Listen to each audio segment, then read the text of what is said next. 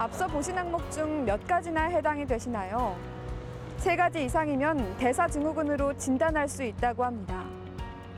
성인병의 근원으로 불리는 대사증후군은 성인 5명 중 1명이 앓고 있을 정도로 그 심각성이 대두되고 있다고 합니다. 출동 건강한 담화, 건담에서는 대사증후군에 대해 알아봅니다.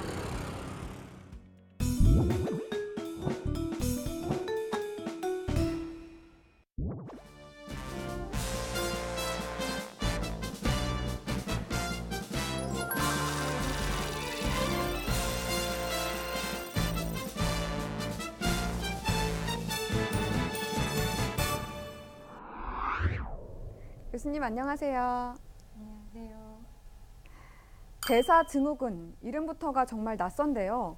질병이면서 증후군이라는 이름이 붙은 이유는 무엇인가요? 우리가 음식을 섭취하면 영양소들이 혈액을 통해 필요한 곳으로 이동해서 에너지로 사용되고 남은 영양소들은 지방으로 저장됩니다. 또 에너지가 부족하면 저장한 지방을 분해해서 다시 에너지로 사용하는 것을 대사작용이라고 하는데요.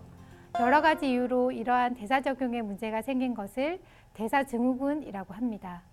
최근 들어 이 대사증후군이 크게 부각되고 있는 이유는 대사증후군이 돌연사를 일으키는 각종 성인병의 근본 원인이 되기 때문입니다.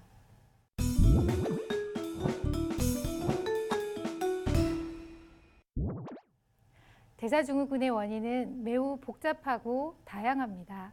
하지만 일반적으로 대사증후군을 발생시키는 주요 원인은 인슐린 저항성과 내장 비만을 들 수 있습니다. 인슐린 저항성이란 혈당을 낮추는 인슐린의 기능이 떨어져서 세포가 포도당을 효과적으로 연소하지 못하는 것을 말합니다. 보통 복부 비만, 운동 부족, 과음, 과식, 흡연, 스트레스 등에 의해서 생기며 유전적 요인에 의해 발생하기도 합니다.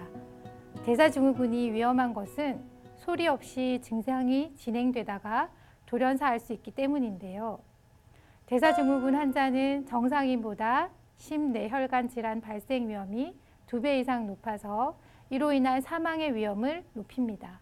이외에도 당뇨병은 5배, 만성 콩팥병은 최대 2.5배 위험을 높이며 간암, 유방암 등 각종 암 발생 위험도 훨씬 높습니다.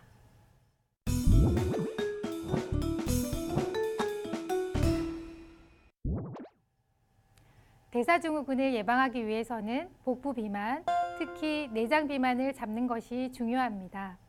같은 복부 둘레에도 피부와 복부 근육 사이의 지방인 피하 지방이 많은 경우도 있고 내장 사이에 지방이 낀 내장 비만이 있습니다. 젊은 여성의 똥배는 피하 지방인 경우가 많고 폐경후 여성이나 중년의 남성의 뱃살은 내장 지방으로 인한 비만이 대부분입니다. 이 중 대사질환과 관련이 많은 비만은 내장에 지방이 쌓인 내장 비만입니다. 이 내장 비만을 없애기 위해서는 식습관 개선과 함께 꾸준한 운동을 해야 합니다. 네, 그럼 지금부터 OX 퀴즈를 통해 대사증후군에 관한 올바른 정보들을 알아보도록 하겠습니다. 그럼 첫 번째 질문입니다. 허리 둘레가 늘어날수록 사망률이 증가한다. O일까요? X일까요?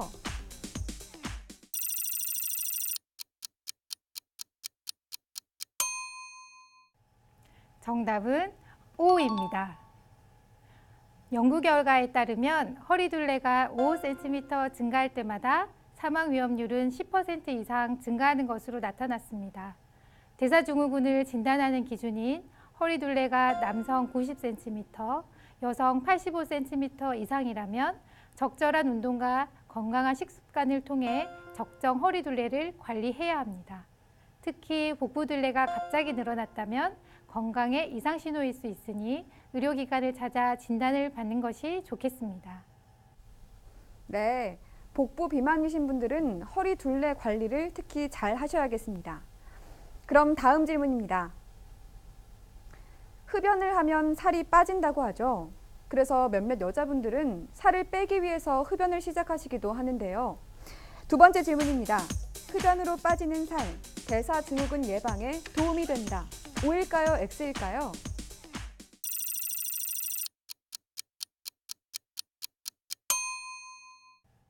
정답은 X입니다. 흡연과 대사증후군 발생에 대한 연구들을 종합하였더니 흡연자에서 대사증후군 발병 위험이 26% 증가했습니다. 그리고 흡연을 많이 할수록 대사증후군의 위험이 더 컸습니다. 이러한 결과를 보인 이유는 흡연이 대사증후군의 요소 중 복부 비만, 인슐린 저항성 증가와 관련이 있기 때문입니다. 또한 흡연만으로도 심혈관 질환 발생 및 사망의 원인이 됩니다. 따라서 지금 흡연 중이신 모든 흡연자이신 분들은 반드시 금연하셔야 합니다. 네, 담배는 정말 알수록 백해무익한데요. 꼭 금연하셔야겠습니다. 그럼 세 번째 질문입니다. 마른 체형 중에도 대사증후군이 있다. O일까요? X일까요?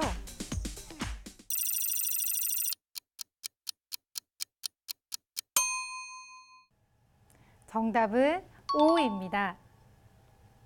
요즘 마른 비만이라고 한 번쯤 들어보셨을 텐데요. 팔다리는 얇지만 복부는 비만인 사람들이 늘고 있습니다.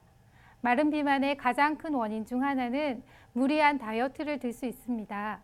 빠른 체중 감량을 목적으로 굶는 데만 집중하다 보니 기초대사량도 낮아지고 지방보다 근육 분해가 먼저 일어나서 근육량은 감소되고 체지방량은 늘어나게 되는 겁니다. 특히 연구 결과에 따르면 마른 비만 성인의 대사증후군 발생 위험은 정상 체지방률을 가진 성인의 4배에 이른다고 합니다. 네, 지금까지 OX 퀴즈를 통해 대사증후군에 관련된 다양한 정보들을 알아봤는데요. 그런데 여기서 잠깐! 교수님, 대사증후군 예방을 위해 좋은 꿀팁 하나 알려주시죠. 앞서 말씀드렸듯이 대사증후군을 예방하기 위해서는 복부 비만, 특히 내장 비만을 잡는 것이 가장 중요한데요. 그래서 첫 번째, 식습관을 조절해야 합니다. 체중 감소를 위한 하루 칼로리는 성별과 체중에 따라 다르지만 대략적으로 남성은 1,500kcal, 여성은 1,200kcal 정도입니다. 잡곡밥과 채소, 단백질 등 균형 잡힌 식사를 하는 것이 좋습니다. 특히 단백질 섭취가 중요한데요. 자신의 체중당 1g, 즉 체중이 70kg인 분은 70g의 단백질을 섭취해야 다이어트로 인한 근육량 감소를 최소화할 수 있습니다. 두 번째로는 한 주에 150분 이상 운동을 해야 합니다. 운동을 처음 시작하시는 분이라면 배우지 않아도 할 수 있는 걷기로 시작하는 것이 좋겠습니다. 운동할 시간을 더 낼 수 있다면 근력 운동을 추가하세요. 동네마다 설치된 운동기구를 이용하거나 계단 오르기, 저항을 많이 둔 상태에서의 실내 자전거 타기도 쉽게 할 수 있는 좋은 근력 운동입니다. 근력 운동할 때 손상을 줄이기 위해서는 힘을 줄 때 숨을 내쉬면서 허리가 아닌 배에 힘을 주는 것이 중요합니다. 네, 교수님 마지막으로 대사증후군 예방을 위해서 한 말씀 부탁드립니다. 제가 지금까지 한 이야기를 모르고 계셨던 분은 별로 없을 겁니다. 대사증후군 예방 혹은 치료를 위해서는 다 아는 이야기 맞습니다. 적게 먹고 많이 움직이고 금연하고 절주해야 합니다. 다 아는데 행동으로 옮기기가 쉽지 않습니다. 큰 마음 먹고 하지 마시고 그냥 지금 바로 가볍게 하세요. 피곤하고 힘드시겠지만 하루하루 하다 보면 더 건강한 나를 만날 수 있습니다. 네, 지금까지 울산대학교 병원 가정의학과 전영지 교수님과 함께 대사증후군에 대해 알아봤습니다. 교수님 고맙습니다. 100세 시대 건강관리의 시작은 대사증후군 예방부터라는 말도 있다고 하는데요. 대사증후군은 성인병의 시작으로 위험을 인지하고 생활습관을 잘 관리하면 고혈압, 고지혈증, 당뇨 등으로부터 벗어날 수 있다고 합니다. 오늘 알려드린 생활습관들을 잘 활용해 보시기 바랍니다. 출동 건강한 담화, 건담은 다음에도 꼭 필요한 건강 정보로 다시 찾아오겠습니다. 시청해주신 여러분 고맙습니다.